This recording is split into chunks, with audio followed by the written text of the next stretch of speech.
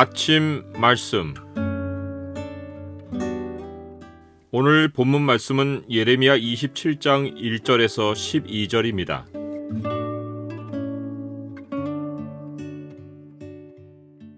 오늘 본문을 약속의 창으로 보면 하나님이 세계 역사를 어떻게 운영하시는지가 보입니다. 약속의 창을 보여주는 구절은 27장 5절입니다. 나는 내 큰 능력과 나의 쳐든 팔로 땅과 지상에 있는 사람과 짐승들을 만들고 내가 보기에 옳은 사람에게 그것을 주었노라. 여호와 하나님은 예레미야를 선지자로 세우실 때 그의 사역 범위를 열방으로 정해 주셨습니다. 보라, 내가 오늘 너를 여러 나라와 여러 왕국 위에 세워 내가 그것들을 뽑고 파괴하며 파멸하고 넘어뜨리며 건설하고 심게 하였느니라. 예레미야가 이 사역을 실행하기 위해 하나님이 주신 무기는 칼이 아니라 말씀입니다. 여호와께서 그의 손을 내밀어 내 입에 대시며 여호와께서 내게 이르시되 보라, 내가 내 말을 내 입에 두어노라. 예레미야가 할 일은 하나님이 누구에게 보내든지 가며 하나님이 무엇을 명령하든지 말하는 것입니다. 본문을 보면 예레미야가 열방을 돌아다니며 이 사역을 할 이유도 없었음을 알 수 있습니다. 하나님은 시드기야 왕이 열국에서 사신들을 모아 유다 나라로 오게 한 이를 사용하여 예레미야를 그들에게 보내 말씀을 들려주고 그들이 가서 자기들의 주에게 전하게 하셨습니다. 칼로 사역할 하나님의 사역자는 바벨론 왕 느부갓네살이었습니다. 하나님은 그를 내 종이라고 부르셨습니다. 하나님은 아무나 종이라고 부르지 않고 특정한 사람을 자기 종이라고 부르십니다. 이는 하나님의 백성도 마찬가지입니다. 하나님이 자기 백성이라고 해서 모두를 자기 종이라고 말하지 않으십니다. 모든 사람은 믿는 자이든 믿지 않는 자이든 만왕의 왕이신 하나님께 순복하여야 하는 종이지만 세상만 아니라 하나님 백성도 하나님을 거역하며 살기 때문입니다. 마지막 날 주님이 자기 백성을 앞에 두고 충성된 종과 악한 종으로 나누시는 것이 땅에서 그들이 주님의 종이라고 말하고 살았어도 실상은 아니기 때문입니다. 그래서 예수님은 땅에서 자기 백성을 향해 충성되고 지혜 있는 종이 되어 주인에게 그 집 사람들을 맡아 때를 따라 양식을 나눠줄 자가 누구냐 라고 물으며 우리에게 주님의 종으로 살라고 도전하십니다. 하나님이 바벨론의 왕 느부갓네살을 자기 종이라 부르신 것은 느부갓네살 왕이 특별한 사건을 겪으며 여호와 앞에서 철저히 겸손을 배웠기 때문입니다. 그는 자기 힘으로 나라를 세웠다고 자만할 때 여호와의 손이 그를 쳐서 7년간 짐승의 삶을 살았습니다. 그에게 총명이 돌아왔을 때 그가 깨달은 것은 하나님의 권세는 영원한 권세요, 그 나라는 대대에 이르리로다. 땅의 모든 사람들을 없는 것 같이 여기시며 하늘의 군대에게든지 땅의 사람에게든지 그는 자기 뜻대로 행하시나니 그의 손을 금하든지 혹시 이르기를 내가 무엇을 하느냐고 할 자가 아무도 없도다 라는 것입니다. 하나님은 느부갓네살 왕에게 겸손함을 체험하게 하심으로써 그를 자기의 종으로 사용하셨습니다.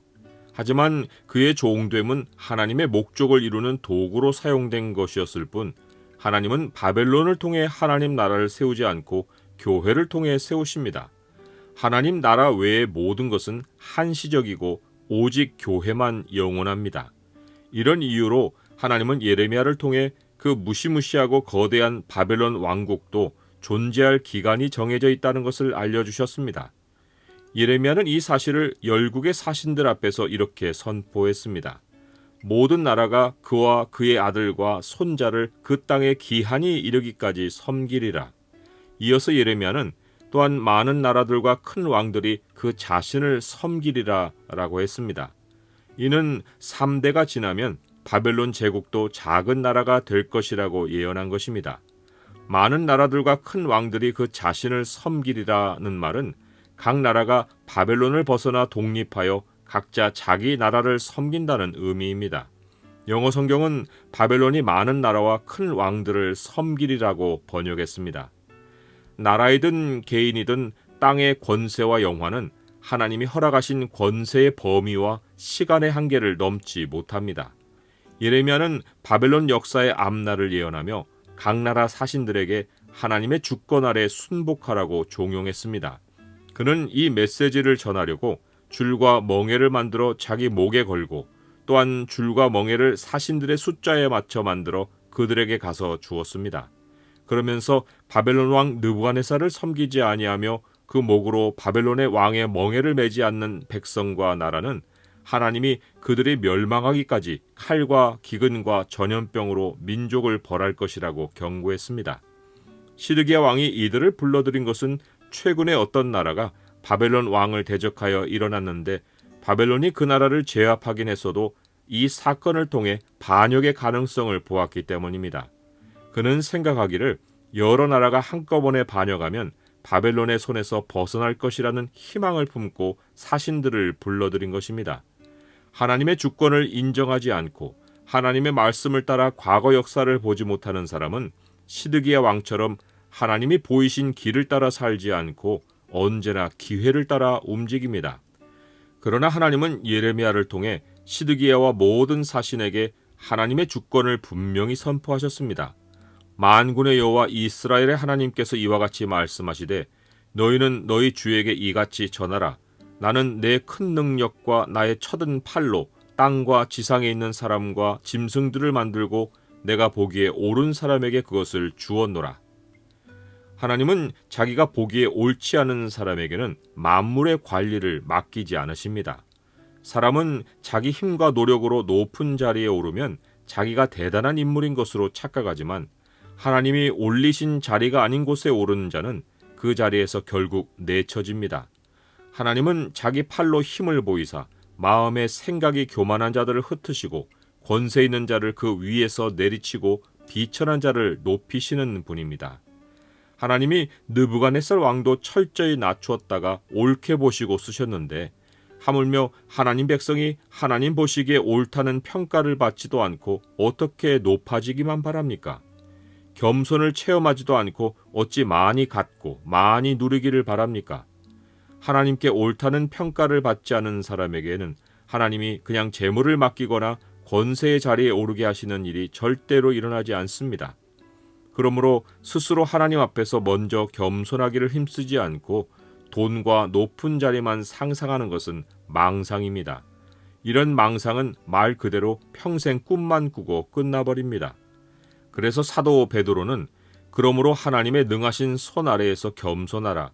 때가 되면 너희를 높이시리라 라고 명령합니다. 사탄은 겸손을 체험하는 시간이 걸리는 코스를 제쳐두고 언제나 빠른 코스와 쉬운 길을 제안합니다. 사탄이 사용하는 일꾼들도 매우 영적인 모양을 하고 다가옵니다. 그러나 예레미야는 너희 선지자나 복술가나 꿈꾸는 자나 술사나 요술자가 이르기를 너희가 바벨론의 왕을 섬기게 되지 아니하리라 하여도 너희는 듣지 말라 라고 경고합니다. 영적인 모양이 영적인 메시지를 만드는 것이 아닙니다. 하나님 말씀 외에는 모두 거짓입니다. 하나님이 전하시는 말씀은 어려운 길이어도 그 길을 따르면 생명이 있습니다. 하나님은 예레미야를 통해 약속하시길 그 목으로 바벨론의 왕의 멍에를 메고 그를 섬기는 나라는 내가 그들을 그 땅에 머물러 밭을 갈며 거기서 살게 하리라 라고 하셨습니다. 하나님 말씀이 보여주시는 길이 고난의 길 같아 보이지만 하나님이 지시하신 대로 살면 살고 우리가 판단해서 좋다고 여기는 길을 가면 시작만 좋고 이내 고통이 따르고 결과는 제자리이거나 멸망입니다. 목에 줄과 멍에를 맨 예레미야가 오늘 우리에게도 나타나서 자기 십자가를 지고 주님을 따르라고 말합니다. 이 말이 고통으로 들려도 거기에 살 길이 있다고 전합니다. 십자가의 겸손을 배우면 부활의 영광이 찾아옵니다. 형통으로 이끄는 길에는 첩경이 없습니다. 처음에 속히 잡은 재물과 권세는 마침내 복이 되지 않습니다. 하나님 보시기에 옳은 사람으로 평가받는 것이 부하고 힘있게 사는 길입니다. 문제는 하나님 앞에서 평가이지 먼저 얻는 기회가 아닙니다.